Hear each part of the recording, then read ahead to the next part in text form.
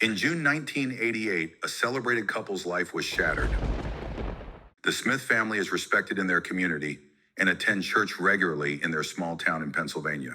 But not everyone wished them well. John Smith, a respected banker and civic leader, and his wife Barbara Smith were locally known as a dream couple. The Smiths were often spotted at events with their two children. On a Thursday evening, Barbara received a phone call from the town's congressman office saying that her husband has just been chosen as a townsman of the year. As a surprise for John, she was to meet the caller the next day to plan a surprise celebration for the award ceremony. Barbara was never seen again. What happened to Barbara? Was her husband involved, or is there a hidden enemy lurking in their small community?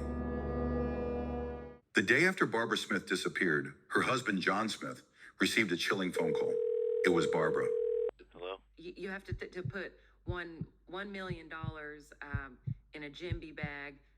We hide it under your car and drop it off at the new England Beat Bridge tomorrow. Do not call the police, or will be killed. John was terrified, confused. He didn't know what to do, but fear for his wife's life made him do the unthinkable. He called the police. Together, they formed a plan. Officers would hide in the trunk of John's car. He'd go to the bridge and wait.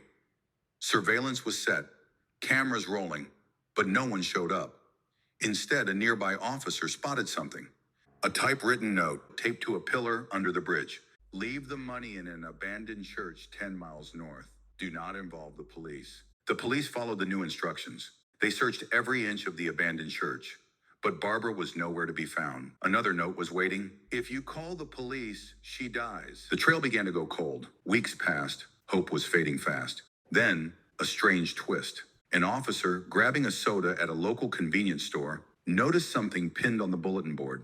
An announcement note. It wasn't what it said, it was how it was written. The typewritten format, even the same misspelling of the word police, matched the ransom note. Police questioned the store owner. He claimed he copied the format from a college professor he once had. The man from the convenience store is 40-year-old Ken White. Investigators looked into him, and what they found was disturbing. Ken lived across the street from the Smiths. His wife attended the same church.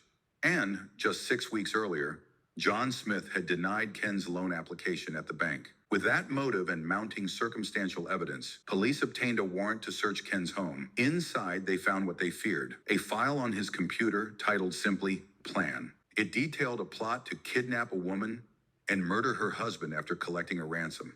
Same tape, same formatting, same spelling mistake. Ken White was brought in for questioning, and then he confessed. He told investigators he considered the Smiths friends. But when John rejected his loan, something in him snapped. I wanted revenge. Ken had lured Barbara by pretending to be someone from a local congressman's office, telling her they were planning a surprise event for her husband. They agreed to meet in a nearby mall parking lot. Instead, Ken pulled a gun on Barbara and forced her into his car. He took her to the abandoned church, made her call John, left the ransom notes. Everything was going according to plan until a journalist wandered into his store asking questions about the missing banker's wife. Panicked, Ken missed the bridge drop-off, and in that panic, he made the ultimate irreversible choice. Afraid that Barbara would identify him, Ken took her into the woods and shot her. Her body was later found in a remote forested area. A quiet, peaceful town, shattered, a happy couple, destroyed. But thanks to one officer's sharp eye and a few simple mistakes, justice was served. Ken White was sentenced to life in prison for the murder of Barbara Smith.